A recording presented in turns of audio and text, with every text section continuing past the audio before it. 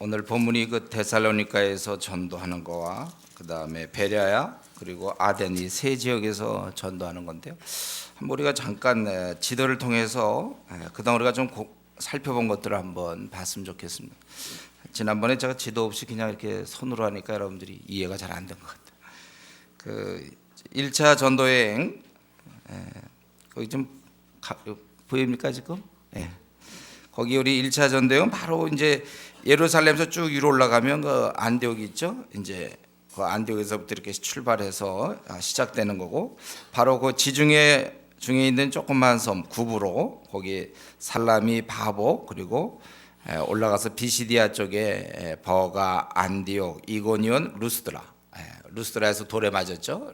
루스드라, 더베 뭐 이렇게 한 게 1차 전도 여행이고, 요거는 우리가 지난번 한번 보긴 봤어요. 그래서 1차 전도 여행은 될 것 같고, 이제 2차 전도 여행을 한번 보겠습니다. 2차 전도 여행 나왔습니까? 2차 전도 여행? 예.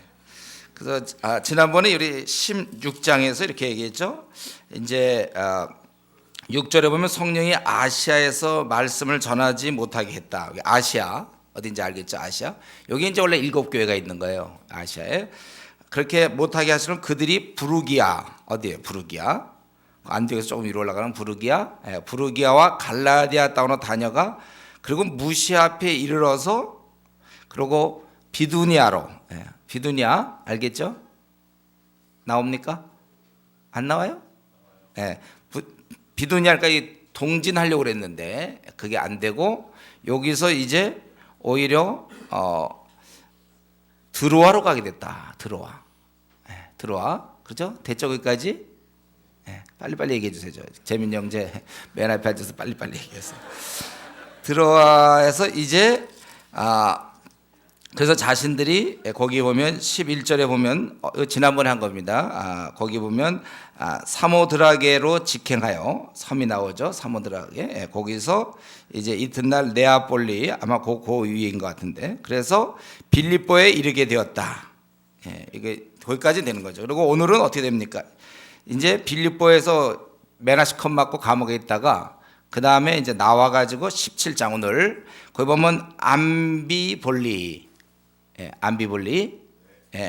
거기서 해서 그 다음에 아볼로니아에 다녀가 데살로니가에 이르니, 데살로니가, 됐죠? 데살로니가. 그 다음에 이제 오늘 볼 것이 이 데살로니가와 베레아, 그리고 밑으로 쭉 내려가서 아덴, 그리고 이제 다음번에 볼 18장이 이제 고린도, 이렇게 되는 거예요. 그러니까 여러분들이 그 전체 그림이 보면 지금 예루살렘과 그 안디옥 관계를 보세요, 여러분. 그 지중해 이쪽 예루살렘과 안디옥 있고, 이거 좀 지중해가 이렇게 크게 펼쳐져 있죠. 그리고 나중에 이제 요 그리스 지나서 로마로 가야 되고, 그 이제 여기는 지도에 안 나오지만 그 옆에 이제 로마로 갔다가 그 다음에 아예 스페인까지 이제 가는 거예요. 대충 우리가 지금 바울 사도가 어디서 이렇게 움직이고 있는 거 알겠죠? 2차 전도 여행도 그렇고 또 이제 3차 때도 보면 이렇게 했다가 이제 가고 그러는 거예요. 그럼 다 이해했다고 보고, 그러면 이제 성경으로 돌아가겠습니다. 17장 1절에 그들이 암비볼리와 아볼로니아로 다녀가 데살로니가 이르니 거기 유대인의 회당이 있는지라. 그래서 거기서 새 안식일에 성경을 가지고 강론했다고 그랬어요. 그 내용이 뭡니까? 3절에 있는 것처럼 예수님께서 해를 받고 그리고 살아나심, 그것에 대해서 바로 이 예수가 바로 그리스도다, 이렇게 얘기했을 때 경건한 헬라인의 큰 무리와 적지 아니한 귀부인, 이것도 아마 헬라 사람들 같죠, 이방인들 같은데, 그들이 권함을 받고 바울과 실라를 따른다. 저를 보세요. 성경을 보거나. 오래돼서 그래요. 그냥 뜯어내, 그냥 안 됩니다. 그냥 뜯어내.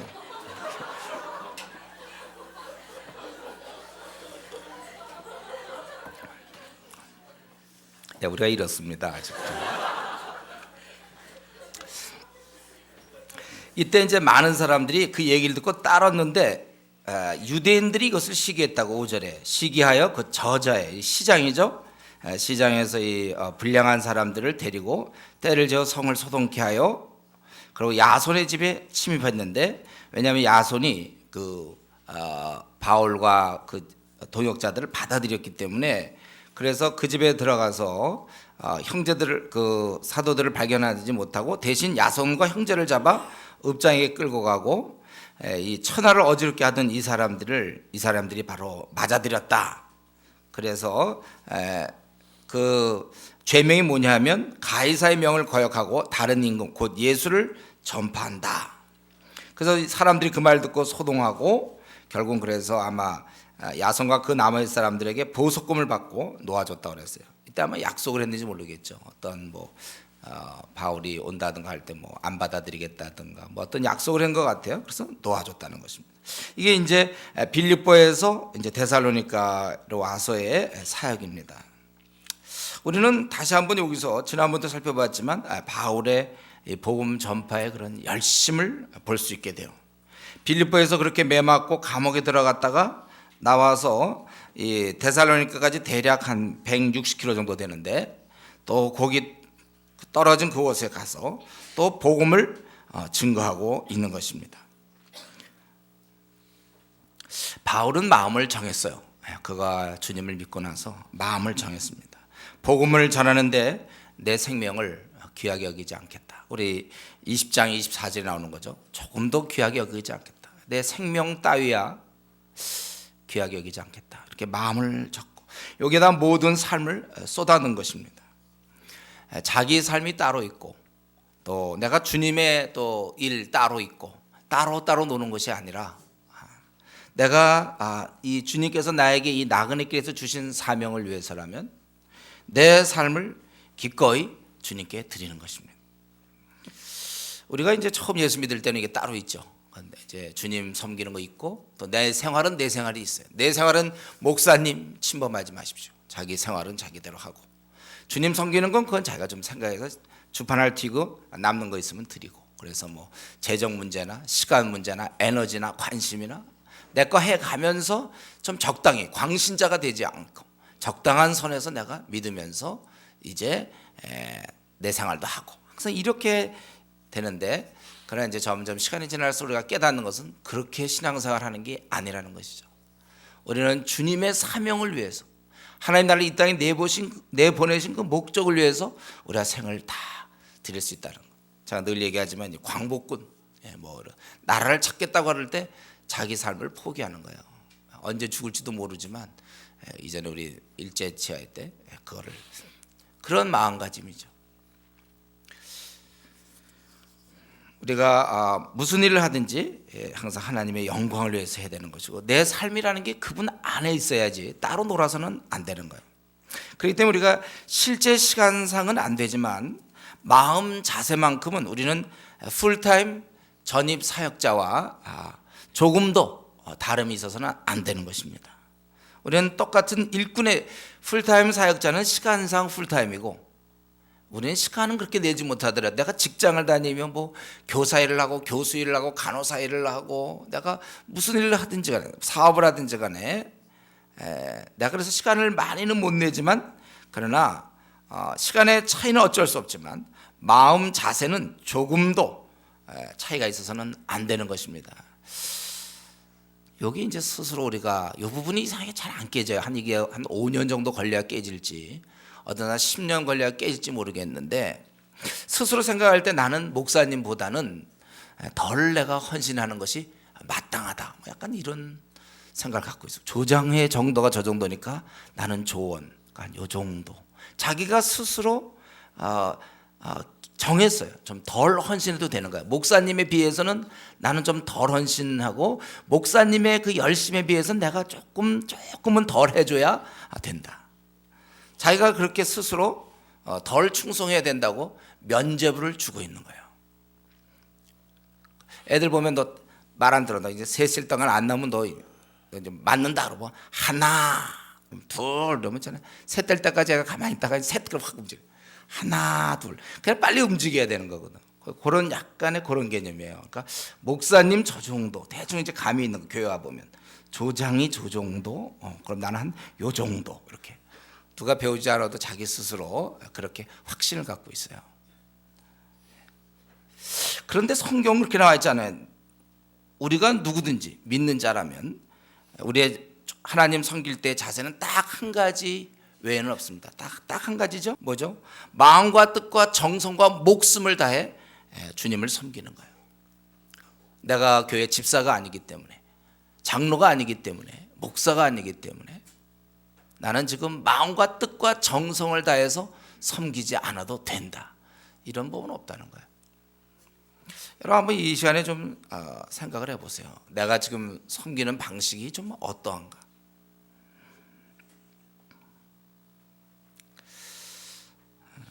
이렇게 자기가 또 이렇게 또 지내면서도요, 또 무슨 교회에 무슨 일만 있다거나 또 뭐 교회 일원을 하거나 뭐 있으면 그때는 이제 만인 제사상설, 모두가 다 제사상 아닙니까? 또 그건 또 되게 따져요. 또 그럴 때는 목회자를 뭐 비판하거나 아니면 뭐 교회 일에 대해서는 또 만인 제사 왜 우리를 뭐 어떻게 막 이랬는데, 정작 자기를 보고 헌신하라고 그러면 그때는 이제 만인 대제상설은 이제 없어지고 제상설은 없어지고 이제 나는 이제 평신도, 이런 보통된 평신도와 뭐 교역자의 구분이 있느냐 막 이러고서는 그때는 또 이상하게 쉬는 면이나 노는 면에 있어서는 갑자기 또 그러한 이론을 또 들고 나오는 경우가 있어요.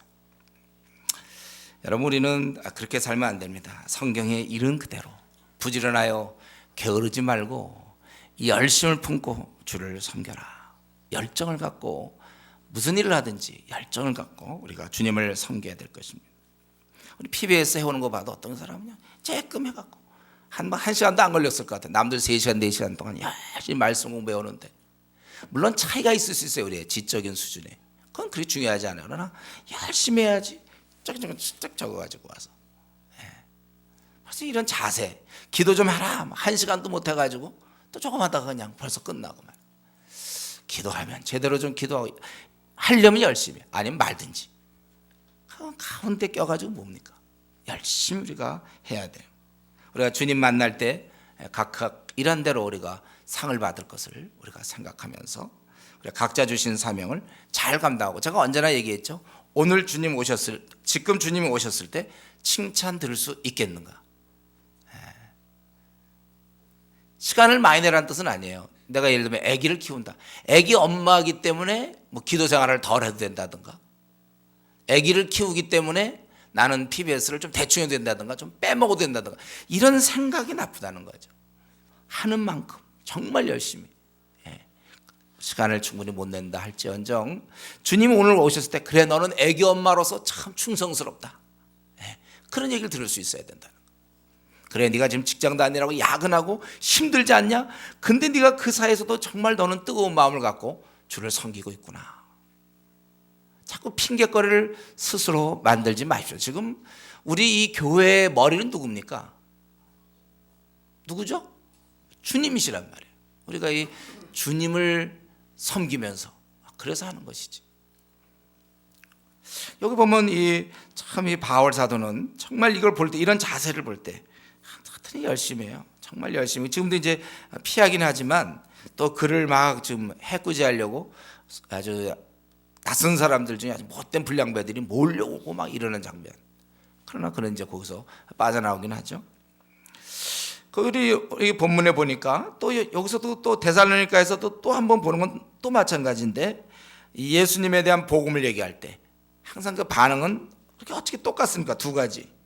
4절에 있는 받아들이는 자와 그리고 5절부터 있는 그 거부하는 자. 여러분 바울 사도 같은 사람이 전도를 하고 하나님 뜻을 설명해도 이런 반응이 있었는데, 우리가 전도하러 나가든지 또 내 주위 사람들을 얘기할 때 우리가 뭐라고 말이죠? 항상 내가 얘기만 하면 사람들이 다 잘 수긍할 거라고 생각합니까? 자책하면 안 돼요. 여러분 낙심하지 마세요. 주님이라는 사람들 제일 근물이 뭐냐면 낙심하는 거예요. 선을 향하다 낙심하지 말지니. 반응이 좋지 않아요. 그러니까 이 반응이 좋지 않은 것 때문에 요즘 이제 사람들이 피해서 가는 방법이 많죠. 복음을 전하기보다는 요즘은 뭐 기독교에 대해서 굉장히 그 안티적인 분위기이기 때문에 복음을 전하기보다는 이제 뭐 어떤 뭐 문화를 통해서 어떻게 해본다든가, 뭐 우정 전도를 뭐 어떻게 뭐 막 이런, 이제 그게 두려우니까. 근데 지금 역사상에 보면 언제 그러면 기독교에 대해서 호의적인 적이 언제 있었습니까? 그럼 이때도 바울이 그러면 호의적이라 돌에 맞고 그러면 호의적이라 맞은 겁니까? 돌에. 그런 상황에서도 그는 복음을 증거하지 않았습니다. 그러니까 자꾸 이렇게 피하려고 그래. 분명히 우리 명심하세요. 앞으로 여러분의 남은 생 동안 주님의 뜻을 이루려고 하고 주의 말씀을 전하려고 하고 뭔가 주의 뜻을 이렇게 펼쳐나가려고 할 때 반드시 대항하는 사람은 있다. 거부하는 사람이 있다는 거예요. 그걸 자꾸 피해서 우회적으로 나가려면 안 돼요. 전공법으로 나갈 수밖에 없는 거예요. 예, 돌에 맞는 거예요. 그냥 맞는 거예요. 쫓겨 나가는 거예요. 예. 많은 사람들이 무리지어서 자기를 해꾸지하려는 걸 당하는 거예요, 원래. 그렇기 때문에 우리가 괜히 내가 좀 부족한 거 아닌가. 사람들이 막 안 받아들이고 이러면 혹시 내 성격이 이상한 거 아닌가. 물론 이제 한 번 정도는 생각해야 돼. 원래 특이한 사람도 있긴 있으니까. 그런데 이제 너무 자꾸 자책하고 낙심하면 전투를 할 수가 없어요. 그럼 언제 전투합니까? 그냥 밀고 나가야 되는 거예요. 그럴 때는. 우리가 복음 전할 때나 성경대로 살고자 할 때, 주님의 뜻을 이루어 나가려고 할 때 우리는 늘 반대 부딪히게 됨을 여러분 명심해야 된다는 거예요. 근데 심지어는 이제 가족들에게도, 가족들, 너 뭐 그렇게 믿냐? 때로는 교회 오래 다닌 부모님으로부터 너 왜 그렇게 열심을 내느냐 말이에요. 뭐 꼭 그렇게 믿어야 되느냐 요즘? 학생이 공부해야지. 누가 뭐 안 한대 안 돼. 공부해야지 말이죠. 뭐 좀 수련회 좀 가려면 공부해야지 뭐. 그럼 우리가 어떻게 해요? 여러분 이럴 때 우리가 하나님이 무엇을 기뻐하는가가 제일 중요한 거예요. 하나님이 기뻐한다면 우리가 주 안에서 부모를 공경할 수 있어야 돼요. 주 안에서. 잘못된 말을 따르는 게 공경이 아니고 주님이 원하는 범위 내에서 우리가 할 수 있어야 돼요. 어쨌든 우리는 주위 평가에 너무 예민하지 마십시오. 굳세게 우리의 바른 길을 갈 뿐인 것입니다. 그래서 우리 데살로니가에서는 새 안식일 동안 전하고 결국은 쫓겨나게 된 거예요. 그래서 우리 데살로니가 전서를 보면 바울 사도가 굉장히 애태우잖아요. 데살로니가 사람들이 어떻게 됐을까? 새 안식일밖에 안 전했는데. 그런데 이들이 아주 잘 서 있다는 걸 보고 바울 사도가 감사하는 모습이 데살로니가 전서 이제 거기에 나옵니다. 그래서 여기서 이제 가서 두 번째는 이제 베레아로 가게 되는데 대략 데살로니가에서 한 80km 정도. 그 당시 뭐 차도 없었고 그냥 걸어가는 거죠. 80km. 그래서 유대인의 회당에 들어가는데 그런데 보니까 베레아 사람들 데살로니가에 있는 사람들보다 훨씬 더 이게 너그럽다, 이게 고상하다 이거죠. 우리 다른 부분에 신사적이다. 우리 지난번 우리 개혁판에 보면 신사적이었다. 아주 성경에서 그 신사란 말이 한 번 나오는데 바로 거기서 나오죠. 신사적이었다. 아주 젠틀하다 그거예요. 아주 노블하다. 아주 그 고귀하다 이들은. 아예 좀 이 풍토가 좀 달라. 이 베레아 사람들은. 우리 그레데 사람들은 악한 짐승이요. 저들은 그렇게 우리 디도서 같은 데 보면 나오죠. 그레데서. 이 풍토라는 거 여러분 무시 못 합니다. 풍토가 있어요.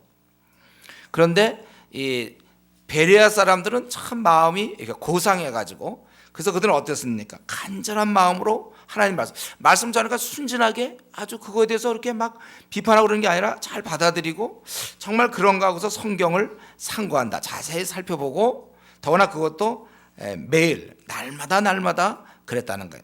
그러면서 그중에 믿는 사람이 많게 되었고 그중에 보면 헬라의 귀부인과 또 남자가 적지 않았다. 그래서 이제 이 베레아에서는 참 풍토가 좋으니까 여기서 마음껏 이제 할 수 있었고 베레아 사람도 누가 들고 일어난 사람은 없었어요. 근데 아까 좀 전에 얘기했지만 데살로니가에 있는 사람들보다 베레아 사람이 좋다고 그랬는데 바로 그 데살로니가 사람들이 왜 안 좋은지를 입증하고 있죠. 그들이 뭡니까? 들었어. 이 사람 데살로니가 사람들이 뭐 베레아 사람이 잘 듣고 있어? 이래가지고 전하는 줄 알고 거기도 가서 이 데살로니가 사람들이 그렇잖아. 너 못 잡았는데 야손 집에 가서 잡으려고 그랬다 놓쳤는데 거기서 열심히 전한다는 얘기를 듣고 이들이 왔다는 거야. 이들도 80km를 걸어서 80km 쫓아와서 그래서 무리를 움직여 소동하게 하거늘. 그래서 할 수 없이 또 형제들이 바울을 또 보내게 된다는 것입니다. 그래서 바다까지 가게 하되 실라와 디모데는 아직 거기 머물더라. 그래서 바울을 인도하는 사람이 그를 데리고 아테네까지 이르러 그에게서 실라와 디모데를 자기에게로 속히 오게 하는 명령을 받고 그들이 떠났다. 그러니까 바울은 아덴에서 이제 실라와 디모데 동역자를 이제 기다리게 된 것입니다. 우리는 이제 이 베레아, 우리 바울이 돌아다니면서 이런 경험은 처음이에요. 거의 베레아 사람들 이런 경험은 거의 없었어요. 어떻게 그 사람들은 자기를 이렇게 때리지도 않고 붙잡지도 않고 말이죠. 돌로 치지도 않고 뭐 그런 사람이 있는지 모르겠어요. 바로 베레아 사람들이 너무 잘 받아들인다는 거예요. 저는 이제 이런 걸 볼 때 이게 이제 이런 거를 갖다가 여러분 이렇게 일반적으로 취급해서는 안 돼요. 대부분 사람들이 베레아 사람 같다 이렇게 하면 안 돼요. 제가 다녀봤지만 대부분 거부하고 물론 받아들이는 사람이 있지만 대부분 거부하고 항상 나눠지고 심지어 돌로 치려고 그러고 소동하고 잡고 감옥에 넣고 때리고 뭐 이런 반응이 더 많죠. 이쪽 반응이 더 많아요. 받아들이는 것보다. 그런데 이런 베레아 같은 데가 있다는 거예요. 베레아.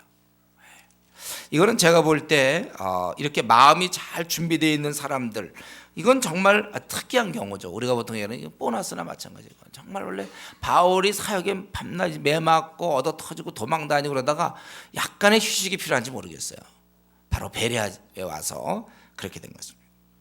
우리 디모데가 잘 준비된 형제였던 것처럼 베레아 사람들은 사람 됨됨이가 좀 괜찮은 사람들이었어요. 사실 이런 사람을 만나는 것은 하나님의 그 선물이요 위로라는 거예요. 제가 이 캠퍼스 사역을 오래 했는데 다니다 보면 어떤 때 정말 막 1학년 때 제가 이제 대학생들 사역했는데 1학년 처음 아무것도 모르는 1학년이 와고 막 대들면서 시작하는 사람도 있어요. 아주 대들면서 시작하는 사람이 있고 어떤 사람은 한마디 하면 그냥 고분고분 듣는 사람이 있어요. 저도 그런 걸 참 많이 경험했는데 근데 제가 이제 깨달은 것은 고분고분 이렇게 말을 듣고 잘 따르는 건 이거는 보너스다. 이거는 선물이다. 이렇게 생각해요. 그렇지 않으면 도저히 너무 우리 사막을 지나갈 때도 오아시스가 좀 있어줘야죠. 마라만 같으면 어떤 거 엘림이 있어줘야 되는 것처럼 이런 게 좀 있어줘야 돼요. 우리가 사람을 상대해 보면 여러분도 마찬가지예요. 회사를 가도 마찬가지. 뭐 위에 있는 뭐 상관들 막 이제 뭐라 그러더라도 또 그중에 또 좋은 분도 있는 거잖아요. 군대를 가봐도 아주 악질이 있고 또 좋은 고참이 있고 그 바람에 우리가 좀 사는 거예요. 그래서 우리가 이 사는 날 동안 이거 사람 잘 만나는 거 중요한데 꼭 한 가지 배우자만큼은 좋은 사람 만나는 게 참 중요합니다. 배우자를 이렇게 데살로니가 계열 사람이라든가 이러면 그건 참 곤란. 최소한도 이 베레아 같은 사람 하나 만나줘야 나그네 길에서 그래도 딴 데서 데살로니가 같은 사람들 만나도 많이 위로가 된단 말이에요. 우리가 그리고 우리 스스로도 좀 좋은 성품을 좀 자기가 가질 수 있도록 좀 하나님께 더 많이 기도하세요. 내가 기도 생활 안 하고 전 미증을 합니다. 뺀질입니다. 그럴 때 뭐가 문제냐면 본인만 뺀질이가 문제가 된 게 아니라 이 성품이 안 바뀌잖아요. 그러면 그 사람을 대하는 조장이나 조언이나 목사나 성도나 이게 힘든 거예요. 그래서 이전에는 그냥 혼자 지내면 됐지만 교회 공동체에 들어오면 내가 바뀌지 않으면 주변 사람들이 많이 힘들다는 사실을 여러분 기억하죠. 어쩐 나랑 접촉을 하게 되는데 성질이 안 좋아. 그럼 그 사람 힘든 거예요. 말을 세게 해갖고 상처 주고 말이죠. 성질이 안 좋고 아니면 구두쇠 절대 돈 안 쓰고 이런 사람들 힘든 거예요. 그럼 우리가 그래서 이제는 내가 어쩔 수 없이 내가 바뀌어야만 내 성질이 아주 안 좋으니 주위 사람이 힘든 거 아니냐 이거죠. 그러게 정말 여러분 이웃을 사랑하려면 먼저 딴 거 그들을 유익을 구하지 않아도 좋은데 좀 바뀌어주세요. 이웃 사랑의 좋은 한 형태입니다. 자기가 바뀌어지는 거. 그 좋은 성품이면 얼마나 주위 사람의 위로를 받고 격려를 받겠습니까? 근데 성질 하나도 그대로 있어갖고요. 주위 사람하고 힘들게 하는 거. 그것도 일종의 이웃을 미워하는 거예요. 그것도 자기 성품을 통한 이웃을 미워함 이렇게 되는 거죠. 우리가 바꿔야 돼요. 흔한 경우는 아니지만 베레아 사람들 참 좋고 그래서 이제 바울 사도는 그들은 신사적이다. 굉장히 너그러운 사람들. 원래 이게 마땅한 건데 사실은 우리가 이 성경에서 칭찬하는 이 베레아 사람들 그들은 오늘 본문에 있는 것처럼 이런 말씀에 대한 열정과 그러니까 받고 살펴보고 그다음에 날마다 이렇게 알아보려고 했다는 것입니다. 우리는 이 베레아 사람을 통해서 우리가 한 가지 교훈을 받아야 돼요. 이 사람들은 처음 이것을 들으면서 아주 초신자 중에 초신자인데 이들이 이렇게 그러한 것은 날마다 성경을 사모하고 살펴보았다는 것입니다. 이들은 매일 성경을 접하고 열심을 갖고 읽고 공부한 사람들이에요. 하나님께서는 이런 자를 기뻐하시고 주야로 묵상하는 자가 성경에 보면 복된 자라고 되어 있지 않습니까? 이 막 초신자 중에 초신자, 아직 그렇게 믿을까 말까 하던 막 그런 사람, 아니면 믿더라도 아주 초신자, 이런 사람들이 날마다 성경을 상고했다면, 그 정도라면 이제 신앙생활을 어느 정도 하고 꽤 시간이 흘렀는데 이제 꽤 시간을 보낸 우리들은 더욱 분발해야 되지 않겠습니까? 교회를 다닌다 그러면서 성경 있는 걸 막 건너뛰는 경우도 있고, 어떻게 내 눈이 성경을 안 본 채 하루를 지낼 수가 있습니까? 하루라도 성경을 안 보고 지난 날이 우리가 없는 것은 물론이요, 우리가 성경을 볼 때도 간절한 마음으로 좀 시간을 정해서, 그래서 여러분 성경을 가까이 하는 그런 사람들이 돼요. 성경을 가까이 이렇게 말씀에 대한 간절함이 여러분 더 생길 수 있도록 기도하셔야 돼요. 그래서 우리 교회에서 하는 그저 일주일에 한 장씩 해와라 하니까 또 토요일 날 밤에 이제 숙제같이처럼 생각하고, 아니면 어떤 사람은 이제 주일 날 아침 새벽에 일어나서 숙제로, 좀 숙제 개념 말고 그냥 좀 미리미리 좀 하고 한 장만 해서 될 것 같나 요즘.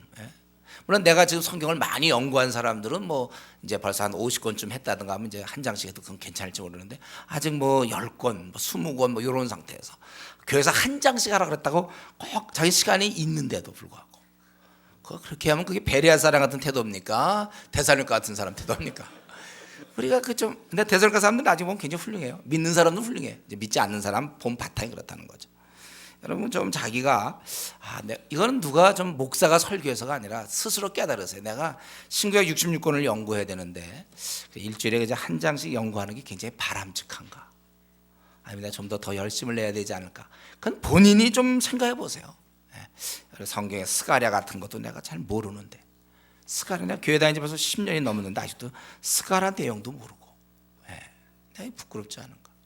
아직도 요한계시록에 대해서 내가 정통하지 못하고, 성경에 로마서 이런 부분도 내가 잘 모르면서, 로마서도 우리 이번에 이제 LTC 하면서 이제 보니까 그렇고, 제가 보통 우리 성도들 만날 기회가 별로 없어서 LTC 하는 사람들 물어보니까 로마서 이제 우리 커리에 있거든요. 그래서 처음 듣게 되는 사람도 꽤 많더라고요.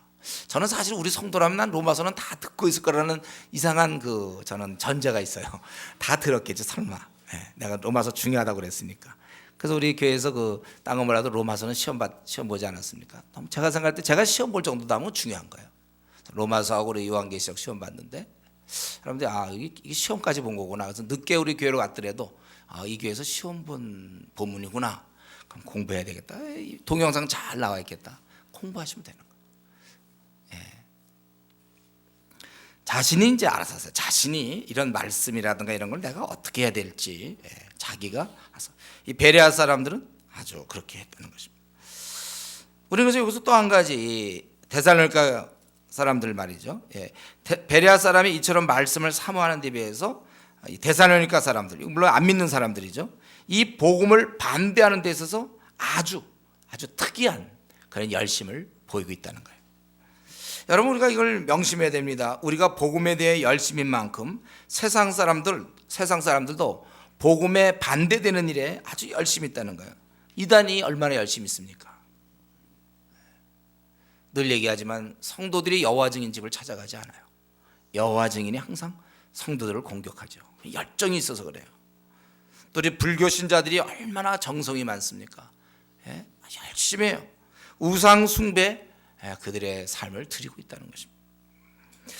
그러면 우리 참된 하나님을 섬기는 우리들의 열심이 저 썩어져가는 우상을 섬기는 자, 혹은 세상적인 어떤 야망을 성취하려고 막 잠도 못 자고, 저는 우리 정치인들 보면요 보통 새벽에 일찍 일어나서 벌써 운동하기 시작해요. 정치인들 보면 그거 하려고.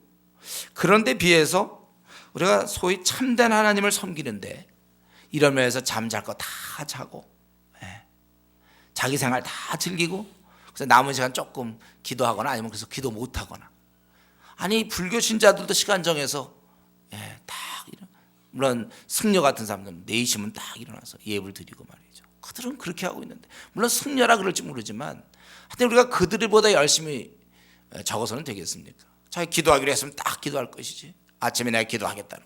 뭐 늦게 일어나서 뭐 떼어 먹었어요. 뭐 걸렀어요. 뭐 여러분 그런 열심. 우리는 바울의 열심이거나 이 데살로니가 교인의 열심이나 이 둘 사이에서 우리는 어떤 열심을 가질 것인가. 이 도전받아야 돼요.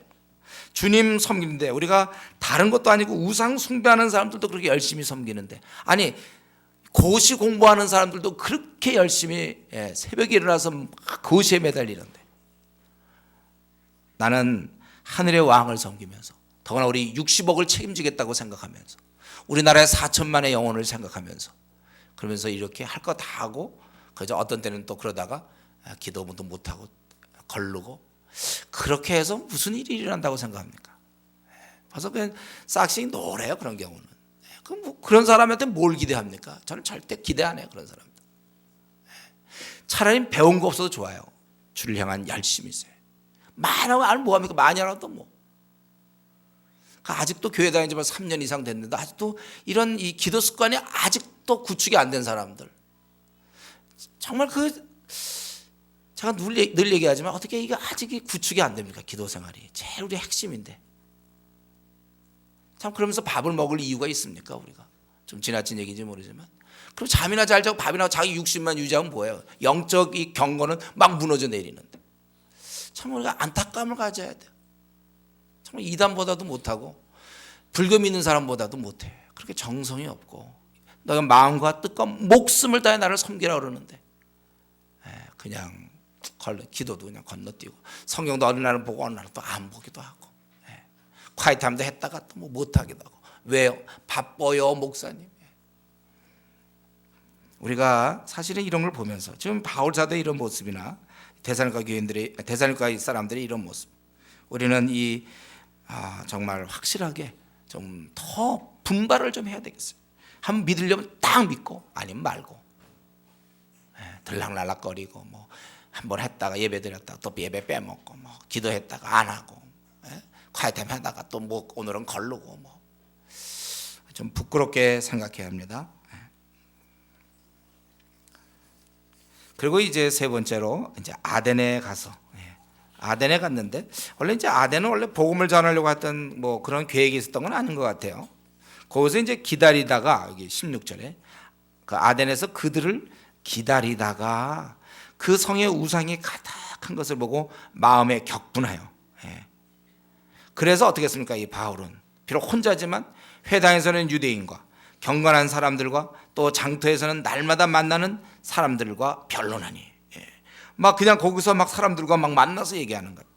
그래서 어떤 에피쿠로스와 스토아 철학자, 에피쿠로스는 이 쾌락주의자죠.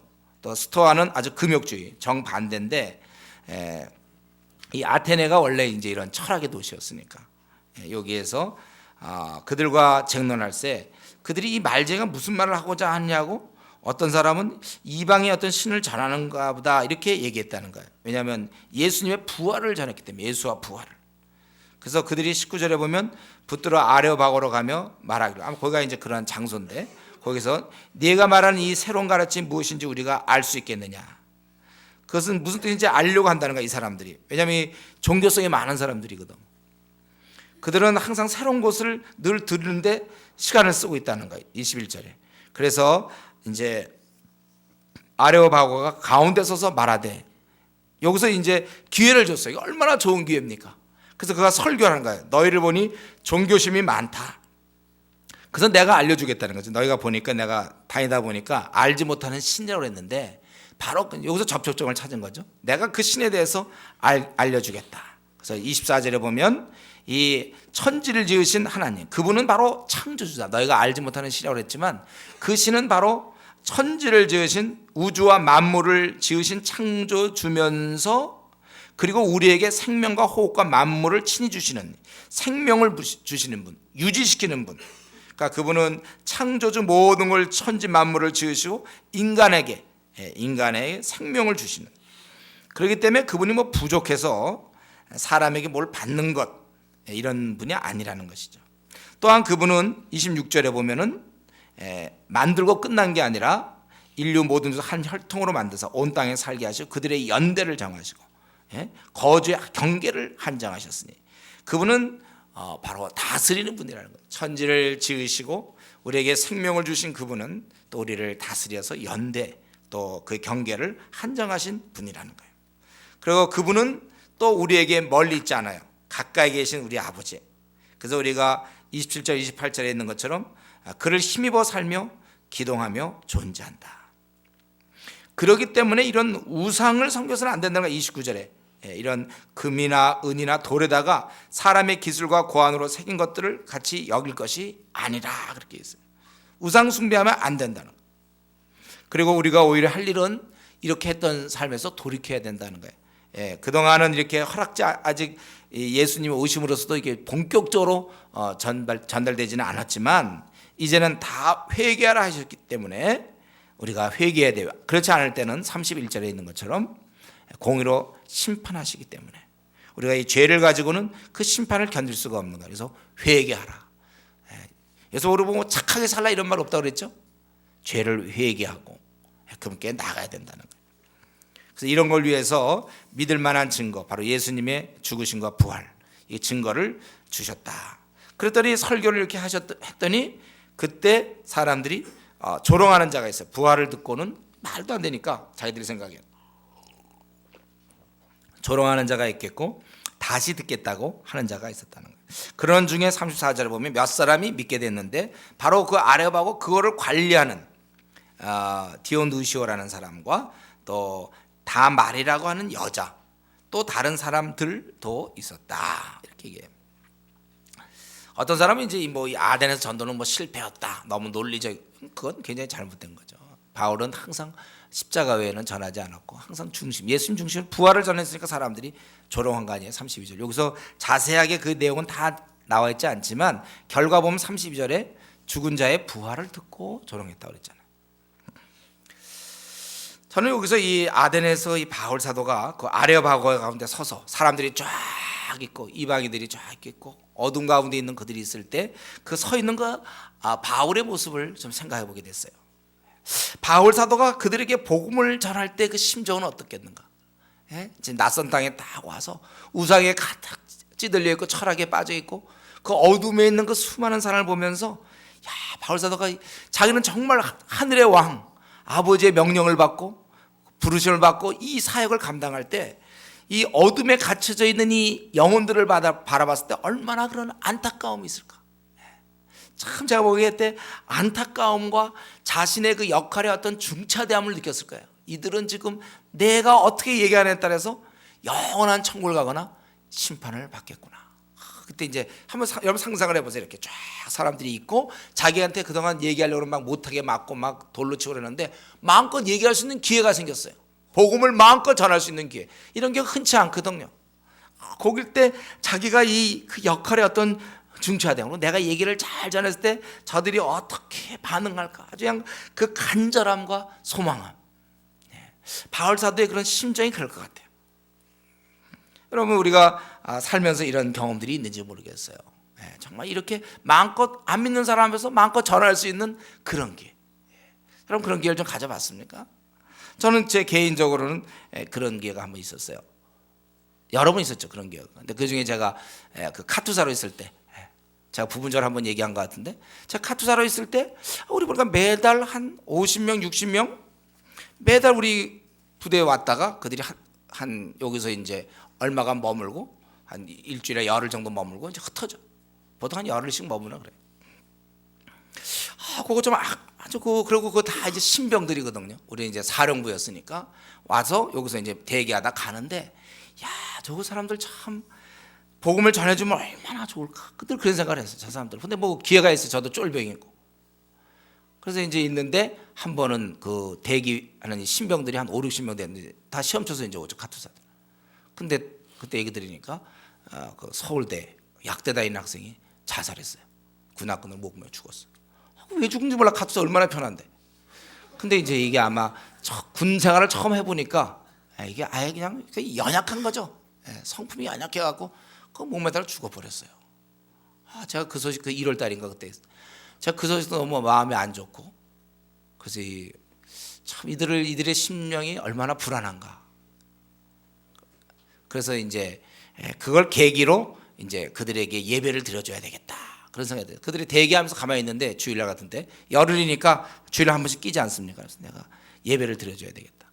그래서 제가 거기 인사과 그 신병을 통솔하는 그 인사과 그 군인들이 있어요. 근데 제가 전도를 해갖고 2명인가 거듭났거든요. 그때 2사람이. 그래서 이 사람들이 막 데리고 오고 싶어 하는 거예요. 근데 거기 상병이 한 명 있는데 철저한 불교신자. 그냥 못 가게 만든 거야, 상병이. 나는 데리고 오면 참 좋은데 좀 재량껏 데리고 오면 되는데 상병이 맞고. 근데 저들에게 참 복음을 들려주고 싶고. 그래서 제가 할 수 없이 제가 옷을 잘 다려입고 잘 복장을 갖추고 군화도 닦고 그리고 제가 거기 인사계를 찾아갔어요. 그 전체 담당하는 분을 경례 쫙 하고 가서 인사계 있는 게 볼일 있어 왔습니다. 그러니까 뭐냐고 뭐야 이러더라고요. 그래서 다름에 신병들이 마음이 불안하고 이러기 때문에 그래서 예배를 드려주기를 원합니다. 기도 많이 했죠 제가. 예배 드려줘야 되겠습니다. 그랬더니 좋아 이러더라고. 인사계가 허락하니까. 그래서 이제 그때 이제 이 친구들이 그냥 제가 2명 전도했거든요. 근데 이들이 계급이 1병 뭐 이렇게 계급이 낮았어요. 그러니까 이제 허락이 됐으니까요. 마음껏 끌고 오는 거죠. 50, 60명 가면 여자 있다 막 이런 얘기했거든. 얘들 또 곧 끌고 오니까 어떻게 예배 드리라고 그랬으니까 드리기도 하지만 또 자매들 좀 볼까 싶어서 이제 형제들이 오는 거예요. 그래서 저는 어떻게 했습니까? 그때 제가 경북의대 방문할 때가 막 이렇게 있다니까. 그래서 막 거기 있는 자매들 와서 찬양하자. 그 제 마음속에 뭐가 있었냐면 이 사람들 5, 60명 되고 뭐 보면 사회에서 보면 이제 대부분 무슨 뭐 대학원 출신들 뭐 고시한 친구들 많이 쫙 있거든. 이 사람들이 언제 낮아질 기회가 없어. 근데 요번에 한번 낮아지는 거야. 아직 이병들 뭐 아무것도 모르고 지금 이제 군생활 어떻게 할까 하고 쫄병들 군기 바짝 들어 있거든요. 이때 한번 꼭 들려주고 저는 안 믿어도 좋은데 저 한번 이 기회를 놓치고 싶진 않았어요. 그래갖고 이제 우리 자매들하고 가능하면 제가 흰옷 입으라고 그랬어요. 좀 얘들이 느낄 때 혹시 어릴 때 교회 다니다가 이제 타락해서 안 다니는 애들도 혹시 올지 모르니까 벌써 빛나도록 그래서 찬양도 좀 이렇게 아름다운 찬양 부르라고 그랬어요. 시각은 말고 그래서. 그래갖고 이제 자매들을 딱 준비시켜가지고 그냥 하얀 옷 입고서 나와서 자매들이 쫙 그냥 무조건 노래 못 불러도 그건 잘 부르는 거야 그 순간에. 형제들이 그냥 딱 앉아갖고 다들 이러고서 보는 거야 자매들. 그리고 제가 이제 딱 나타나는 거죠. 본부 중대에서 뭐 이렇게 하신 누가 나오겠습니다. 제가 딱 나타나면 그냥 깜짝 놀라죠. 저는 이제 그때 얘들은 막 훈련받고 얼굴도 타고 막 머리도 제대로 못 깎고 그러는데 저는 본부에 이제 있었으니까요. 뽀약 우유만 먹어서 뽀얀 데다가 잘 데려갖고서 쫙 나오면 그냥 와 다들 부러워하거든 사령부의 남기를. 그런데 제가 딱 나타나서 있잖아요. 그때 그냥 말씀을 쫙 전할 때 저도 얼마나 마음이 뜨거운지 몰라. 얘들이 어쩌면 생애 마지막이다 이게. 이번 듣고 끝날지도 모르는데 요거 그냥 쫙 전하는 거죠. 복음을 막 전하고. 그때 정말 그때 그런 생각. 바울이 말이죠. 제가 돼서 그렇긴 하지만 바울이 이때 그 아레오파고에서 말이죠.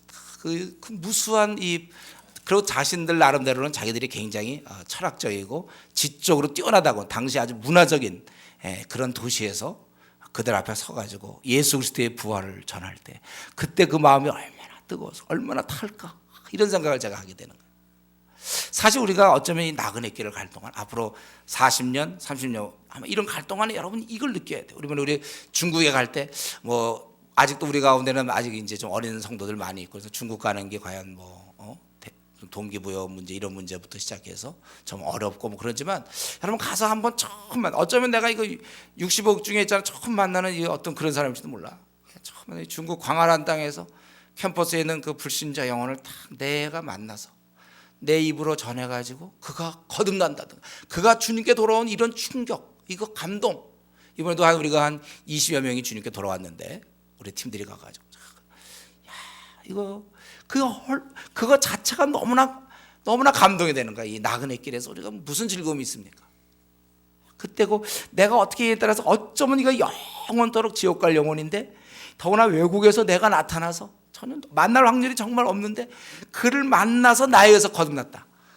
너무나 끔찍스러워. 아주 너무 엄청난 일이에요. 바울이 그때 전혀 알지 못하는 생애 처음 보고 그러고 끝내야 될 그 사람들 앞에 서서 복음을 증거할 때 그 마음. 여러분 이런 마음이 우리 안에 있어야 돼요. 영혼을 바라볼 때마다 캠퍼스에서도 마찬가지. 늘 보는 친구들 그러지 말고 어쩌면 이들은 나를 만나는 게 생애 마지막 기회가 될 수도 있겠고 아주 안타까운 마음. 우리가 불신자를 볼 때마다 이 마음을 가지셔야 됩니다. 여러분들이 노방전도 할 때마다 토요일날 나가서 서울역이고 고속터미널 나가서 그들이 어쩜 나랑 마지막 보는 사람일지 몰라요. 우리가 이런 마음을 늘 갖고 있다면 회사에 가서도 이 안 믿는 사람과 싸울 일 없어요. 웬만하면 양보하죠.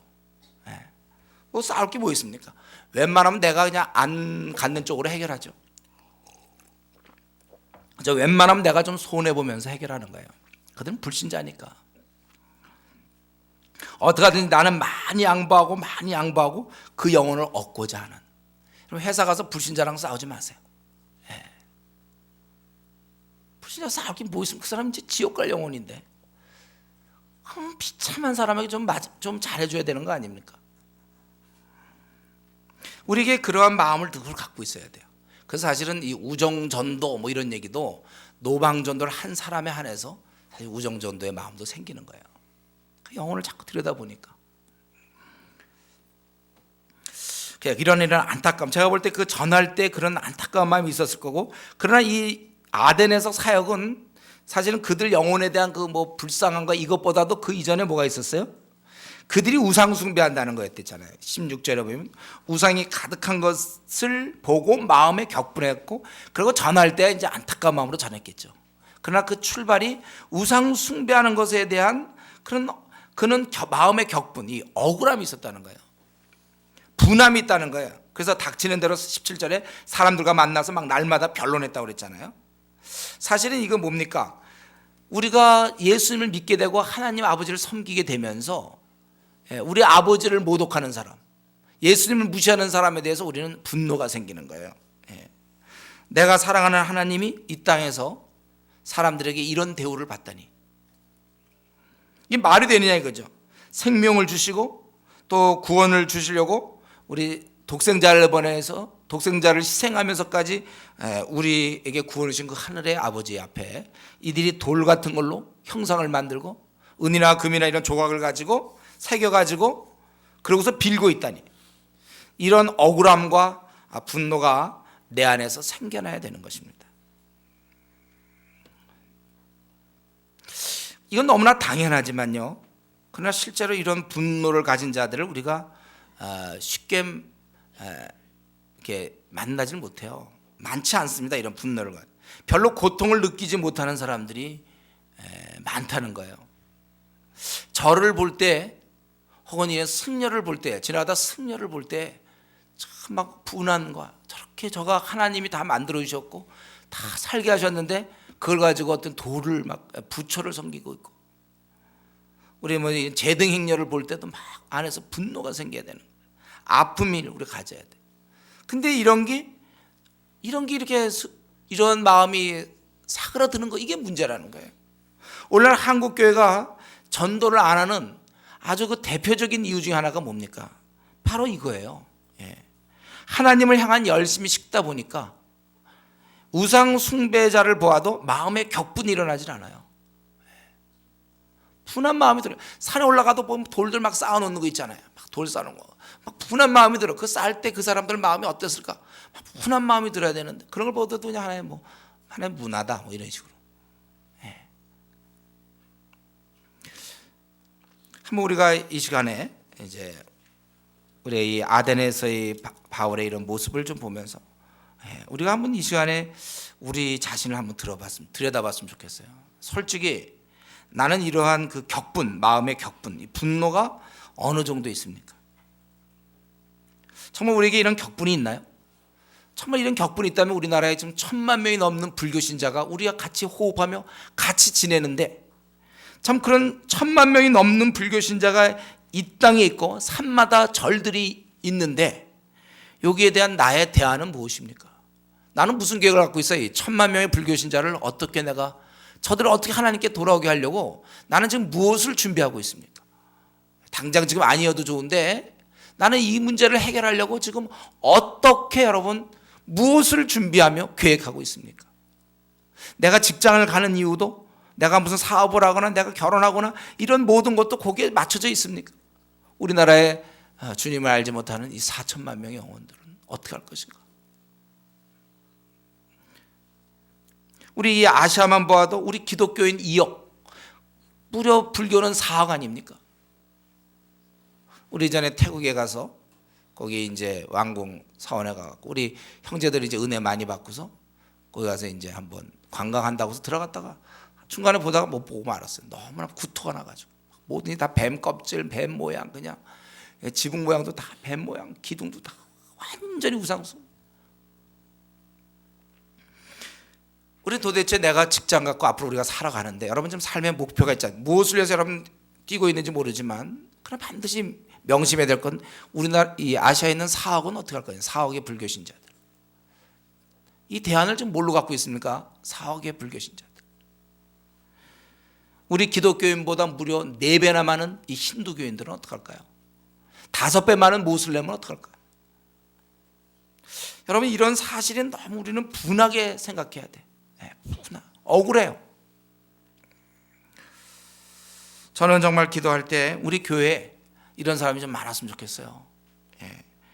우리 교회 또 우리 한국 교회에 이런 바울의 이런 마음의 격분 시키지 않아도 우상이 가득한 것을 보고 마음에 격분하여 사람들을 붙잡고 그게 아니라고 막 외치는 그러한 사람들, 좀 이런 사람이 많이 있게 해주십시오. 정말 기도할 수밖에 없습니다.